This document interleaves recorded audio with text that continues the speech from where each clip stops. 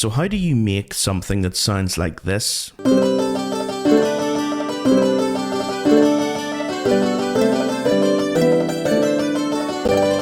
Sound more like this?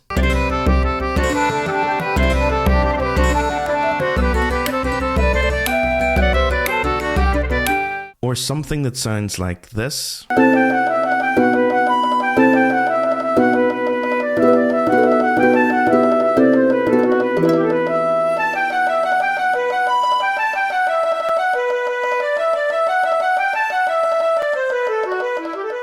Sound more like this?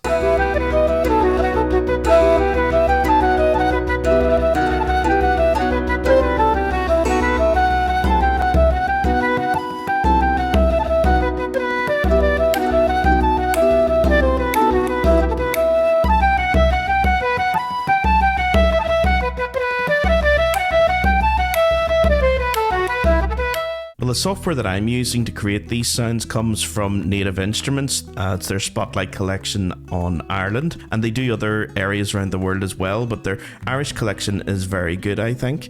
It's probably one of the best plugins or sound libraries that I use with Logic Pro, but you can also use it for MuseScore as well, which we've only recently been able to do since MuseScore updated their software to include plugins to actually enhance the sounds that you use for all the instruments that you're using in MuseScore. So the Native Instruments collection on Ireland includes flute, tin whistle, uilleann pipes, mandolin, bouzouki, banjo, Irish harp. So there's quite an impressive sound library that comes with the software, and I'm going to demonstrate to you guys how you would usually use it in Logic Pro, but also more importantly, how would you use it in MuseScore. I do this with my students who are studying GCSE music and A-level music, and I use it just to enhance the sound of their compositions if they're using Irish music as their style.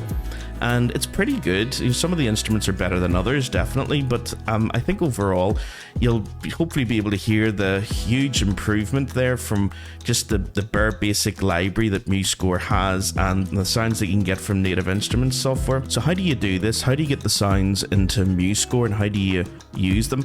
Well, the first thing we need to do is go to the Native Instruments website just to see what software you need to get and also how to install it. Okay, so I'm just going to make this window a little bit bigger so you guys can see it. So this is the website where I purchased the Spotlight Collection Ireland, and I paid full price for it, but it's actually now half price, which is brilliant. So this isn't a sponsored video or anything, guys, but I would highly recommend getting this if you're definitely into sort of Irish traditional music, and especially if you want to use these instruments. You don't play these instruments, but you want to use them in your compositions. So the thing that you will need to get first of all is a piece of software called Kontakt, and Kontakt 8 Player is out at the moment. I've only got 7 installed on my computer, but it works on 7 as well. So Kontakt 8 Player is a free download, and you get it with Complete Start, which when you click on that brings you to here, and then you just sort of click here for the free download Complete Start.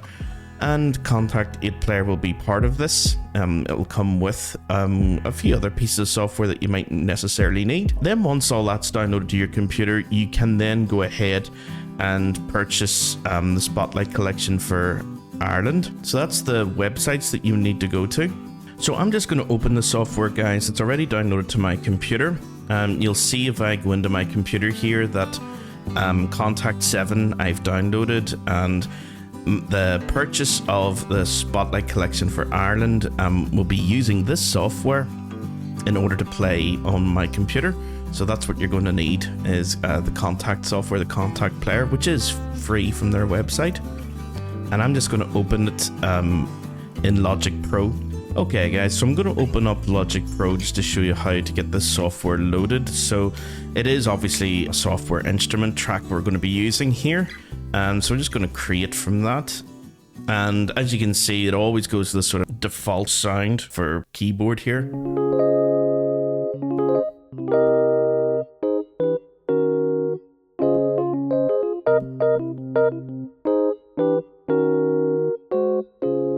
Kind of a nice sort of, sound you can use for sort of funky music. But that's not what we're looking for. So we need to change this obviously then to something that's a wee bit more traditional.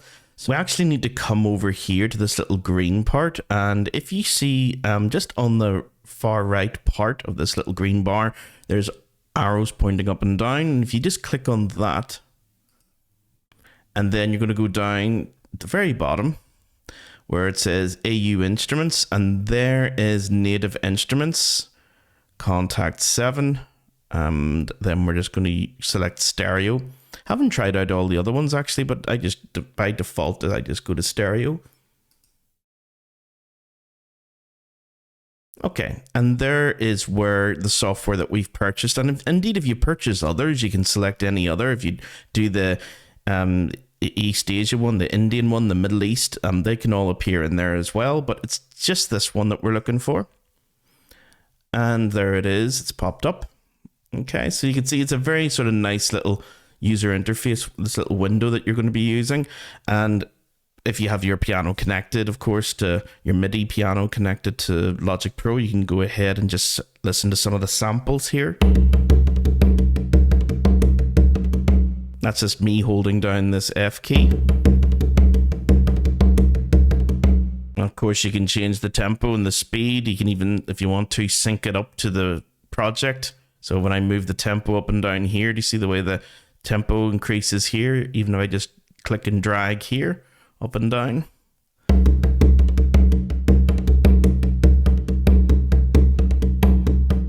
It's quite a slow jig.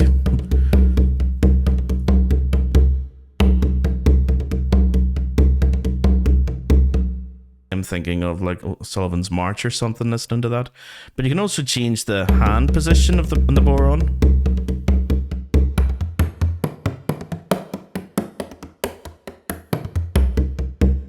So say I wanted to lay down just quickly a sort of an accompaniment track for a jig.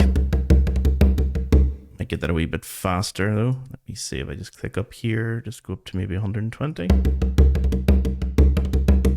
And just hit record.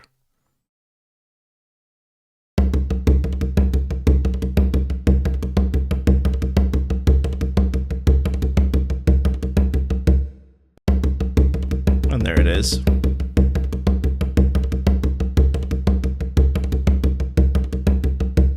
And of course you can do the usual things of, editing this and looping it if you wanted to, have it sort of looped over and over and over again. But yeah, there's loads of things you can do with it once it's laid down. You go in and edit this to something else, like maybe move it down a wee bit and get a different sort of sound. Now it's accents. Or maybe move it down even further and get another sound. Basic. Move it down even more. Let's try a few different ones. It's kind of nice.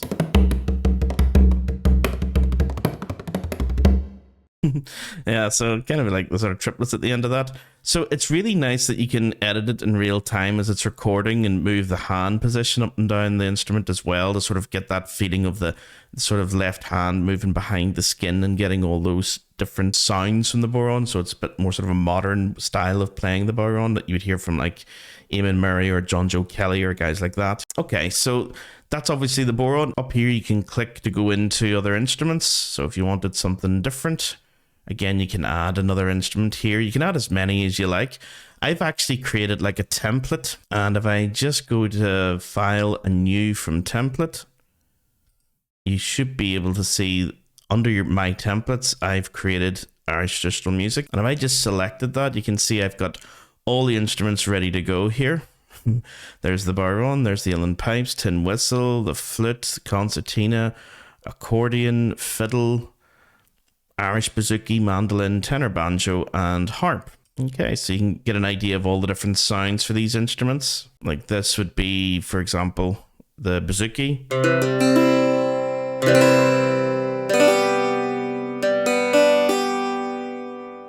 Indeed, if you wanted like more of a harp sort of sound.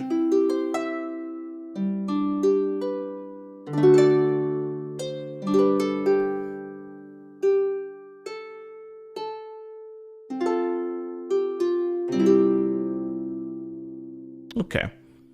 So yeah, just like any other sort of software, you can of course arrange these into your own little templates as well. And just remember that when you select the track, if you wanted to sort of go in and edit, you can go over to the left hand side here, click the middle of this little green lit up area, this little green bar, and that'll take you into Contact 7, the sort of player that allows you to edit all the different parameters of each of these instruments. So if you wanted like uilleann pipes and you wanted to have regulators,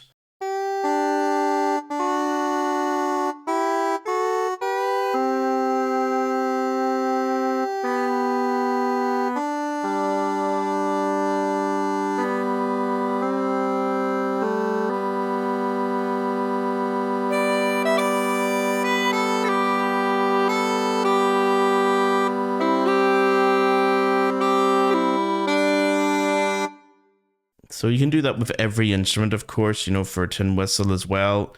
Go in and change the sort of settings that you want. Do you want a harder or quicker attack and a faster or slower release on any of these notes?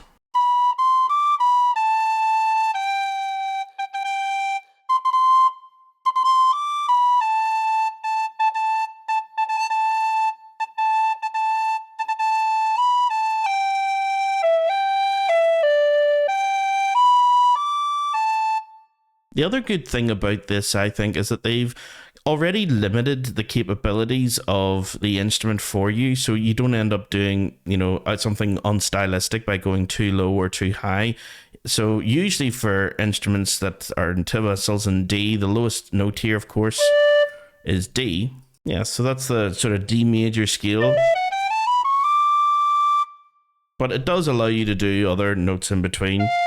Like you can get F natural there, which you wouldn't normally be able to play in the key or the scale of D.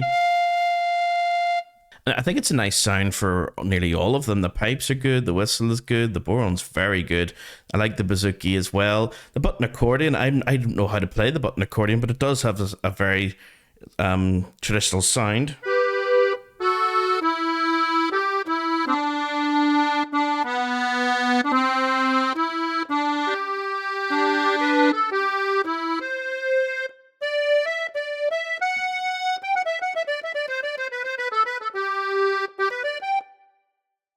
Okay, so yeah, the button accordion sounds good too, as does the concertina.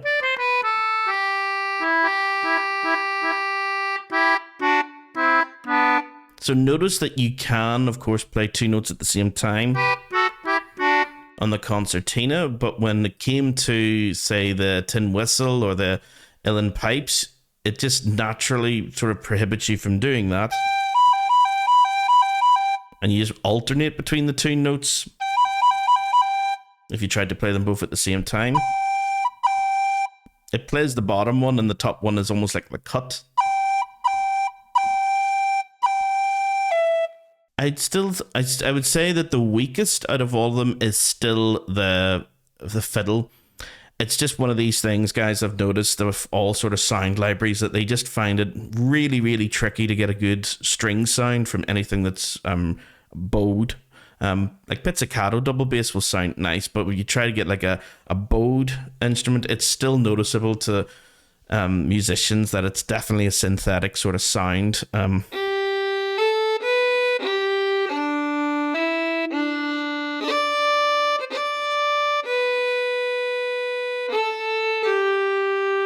So I'm not too fond of the sort of fiddle sound from it, but it's better than the MuseScore, of course, you know, but it's still obviously not as realistic as the other instruments in this group. The flute sounds pretty decent.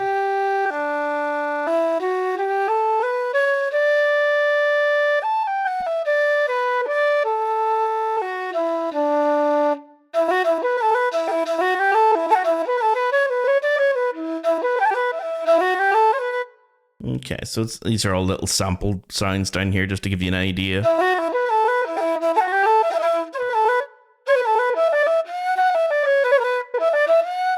Just to give you an idea of the sort of sounds that you can get from it. So not bad. Harp, I think, sounds really nice. And I've actually already recorded a piece for you guys just to give you an idea of what sort of is capable from some of these instruments. So we'll just listen to the Logic Pro one first of all. And then I'll show you what you can do to get it into MuseScore. So I'll just close this one down and open this one up.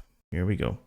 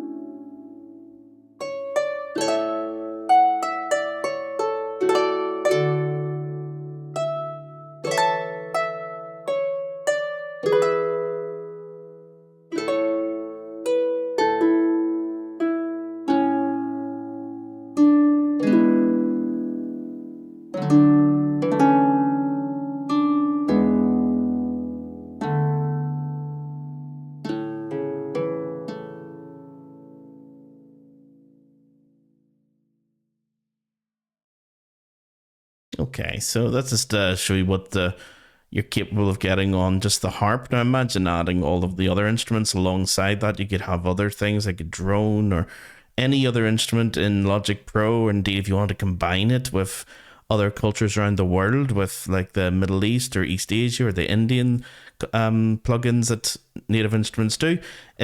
You can really sort of heighten and really enhance your compositions. So that is what these plugins were originally designed for. They're designed to work in DAWs, digital audio workstations like Logic Pro. That is their original function, but since MuseScore now allows you to use plugins and other library sounds to enhance your compositions, you can of course now use Native Instruments, the Irish collection, inside of MuseScore as well. So how do you do that? Well, let's have a look. Let's go back to my desktop, and I'm just going to close this down. I don't really need this open anymore, Logic Pro. Okay guys, so here I am in MuseScore. I've just hit File and New, and this is the window that has popped up. So I'm going to go to Choose Instruments, and I'm just going to try and compose, I suppose, for harp. Let me see. So I'll add harp here, and I just go to next, and I'll keep it in 4/4, but I'll change maybe the key signature to D major, something a bit more Irish traditional. And there we go. There's our template to start with. Now, if I was to start putting in notes here,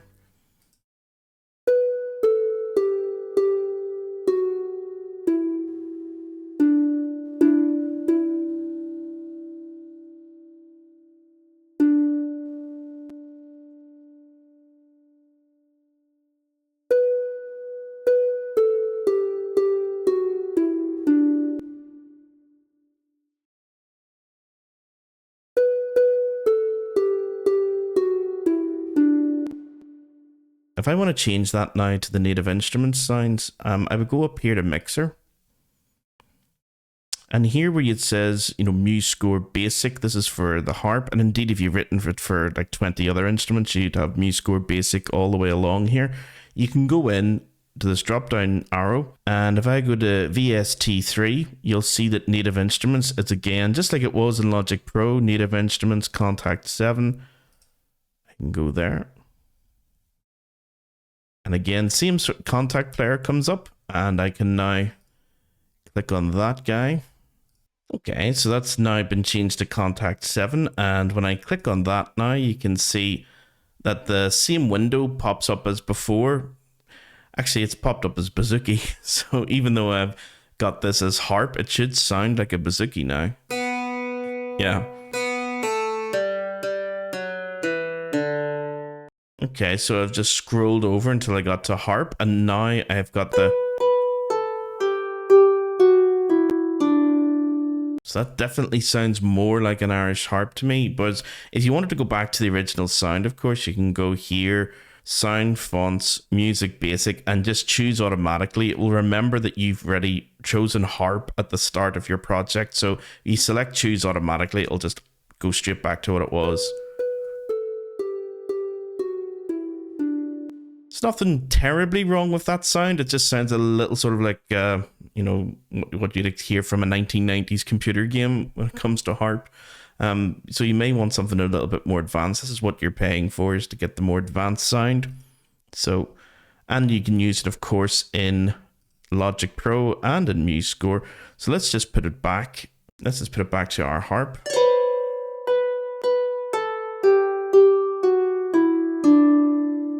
Very, very nice. And again, if you want to change any of the sort of settings of it, you can go in to the sort of window, Contact 7. For you guys, it'll probably be Contact 8. But yeah, you can see that you can change some the sort of intensity of things and mess around with the volume and timbre and all sorts of things in here. And you can do that for every single instrument. So that is where you get it, guys, in the mixer, and then just go down here. And of course, any other things that you've downloaded from the MuseScore sounds as well will appear in here. I've bought quite a few things to get sort of more advanced sounds.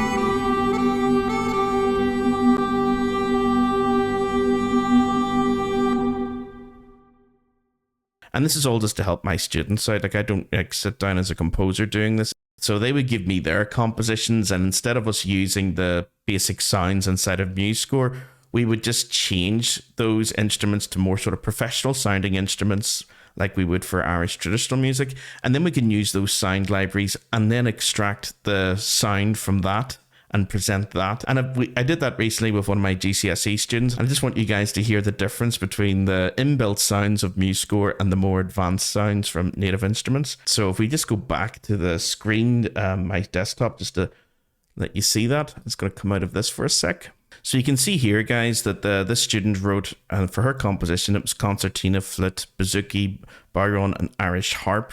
So it's quite a few of the sounds from native instruments that we're using here. And again, you can go into Mixer and see that we're using Contact 7 across the board.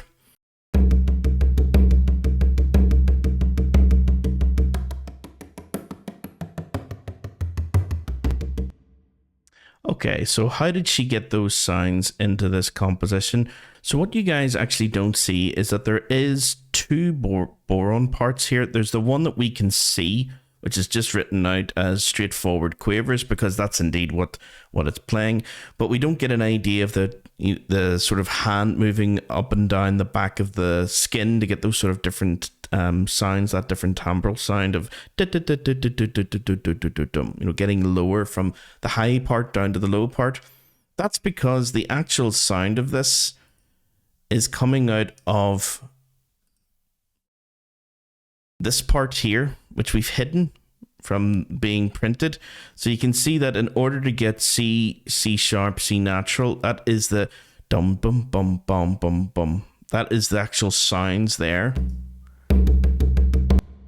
Because if we go into the mixer for a sec and just open up, you can actually see in the mixer, when you open up Contact, you can see the notes that are involved in getting those sounds. On your digital or your MIDI keyboard, it's the C and the C sharp. So going from C to C sharp back to C, then C sharp, C, and C sharp. And some of them are accented. Bum bum bum bum bum bum bum bum bum bum bum bum bum bum bum bum bum. So you should be able to see those keys move. Those are the pitches that you would write into MuseScore to get that sound.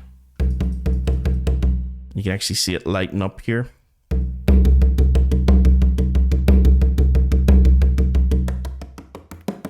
See how high up it is, and look where they are on the keyboard up here. You can mess around and come up with your own.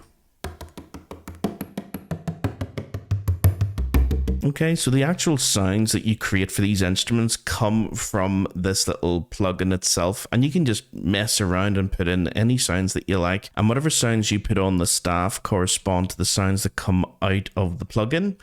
And if you want to sort of print out the score and hand it in, I always say to students, it's better to sort of hide this stuff because it looks weird, that this may be what the examiner thinks these are the notes that you're looking for.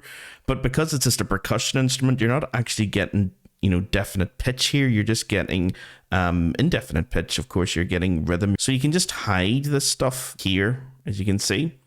Once you click on those, it should disappear. And then we've just got this sort of fake boron part in here. Okay, it's actually muted. It's the bongo part here.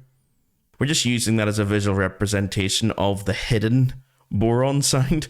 Otherwise, if you leave it in, it will look like this. And anyone looking at your score will think, what is happening with this part? What is going on here? So you want to hide that information. You just want to visually hide it, but you actually want to hear the sounds that it creates. So that's me using the arrows on my keyboard just to...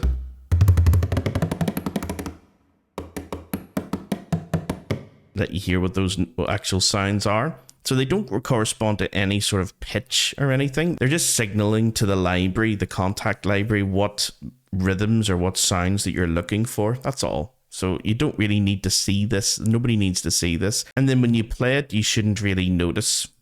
You're actually following this part here. There we go.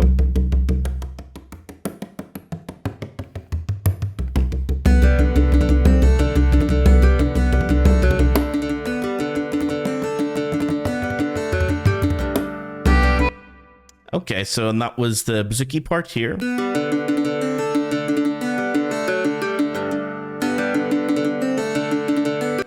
And the concertina part on top.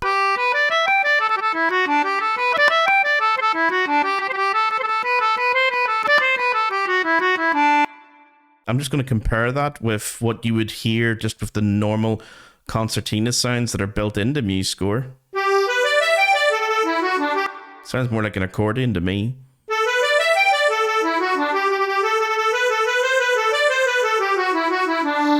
So there's nothing terribly wrong with that. And, examiners will know that this is, if you gave this to them, the MP3 that you'd extract out of MuseScore, they know that it's not going to be, what the real sound of the music. They know it's just electronic synthesized sounds that you're using. So if you were to export this and then choose the MP3 audio, you're just going to get the sort of inbuilt sounds from MuseScore. And, they don't sound great, but it shouldn't really affect any mark that the moderator or your teacher will give you for composition or anything. But it's just, in order to make it sound a wee bit more authentic, I do think it's better investing in, what is it, 45 quid, just to get the really good sounds out of the software. And you can use those in Logic Pro and in MuseScore for forever. So I think this just sounds so much better. Let's just take that little section.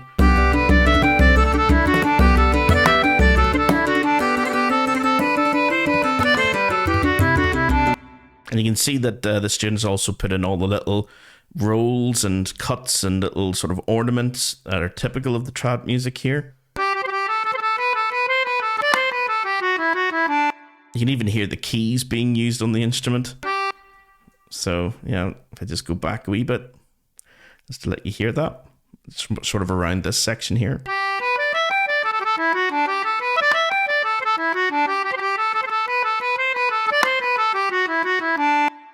Yeah, and just to compare that to what you would normally get.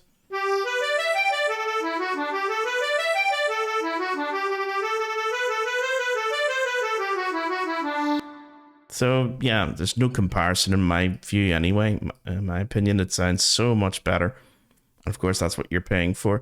Obviously, the Boron sound is 1,000% better. Compare that to the sort of bongos and congos sounds that you normally get from students' compositions for Boron. So you can obviously change, like, the bongo parts around between high bongo and low bongo to make it a little bit more interesting, but still, it's not really Irish traditional. And when you listen to it, it just doesn't sound as good. There's just no sort of getting away from it.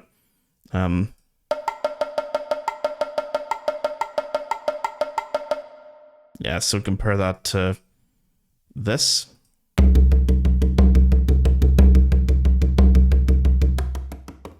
And the hand movement on the back. Okay, so that's the Boron and also the concertina and the bouzouki. What about the flute? I'm going to actually jump ahead in this composition to sort of the B section just to let you hear it. So yeah, here is the flute part here. We'll just play sort of a lead into it, just to sort of prepare it a wee bit. From there.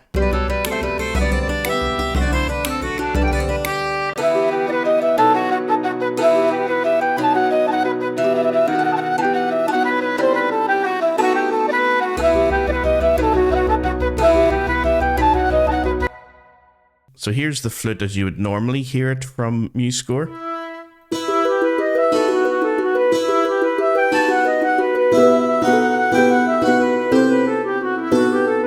And you can hear the bouzouki's in there and the harps in there as well, but it's quite harsh. And yeah, it is a wee bit sort of too much.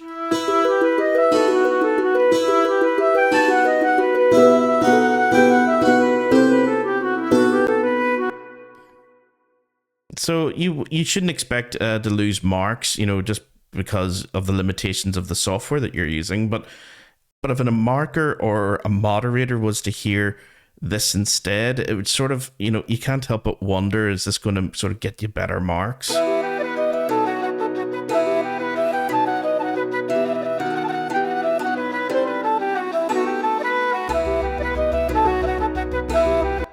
Okay, and then of course when you get to that point in the music here, it's just bongos and congos doing that, so.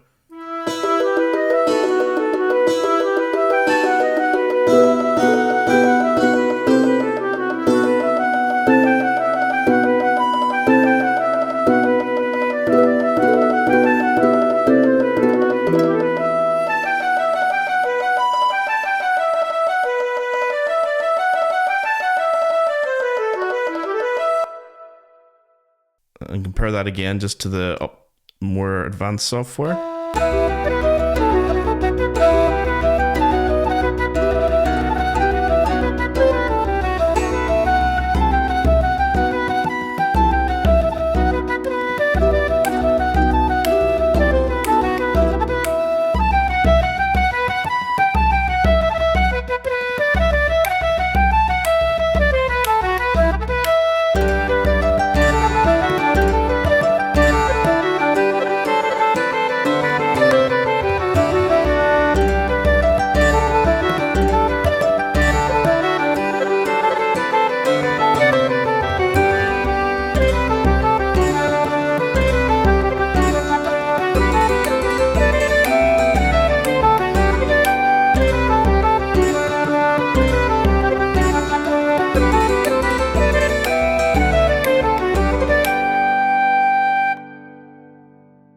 Okay, so I think you guys will agree with me that the sort of more professional sounds are worth it, you know, to make the composition, you know, sound so much more alive and traditional and authentic. It definitely sounds like, especially for the bodhrán and for the harp, it can even sound close to, not a replacement for live musicians, but close enough, especially for something that is for exam purposes, you know, for GCSE or A level, where you may find it impossible to get musicians to play those pieces or to play the parts that you've composed, and to make sure that it's recorded, and to make sure that they practice it well, and make sure that it's recorded well and the sound comes out really well. And just for the sake of, you know, the price of a couple of textbooks, you know, 45 quid may sound like a lot when it comes to software, but that is for forever. It's not a subscription. And also you can use it in Logic Pro, where you can move mistaked, you know, notes around that you may have accidentally played by mistake, and you can now use it in MuseScore as well. So definitely worth checking it out, guys. And if you're interested in sort of learning more about MuseScore, or how to use plugins and software like this, or indeed in Logic Pro, do leave a comment down below and subscribe to the channel. That really does help out. And if there's anything else that you would want me to go over for MuseScore or for Logic Pro, let me know. And I'll see you again next time.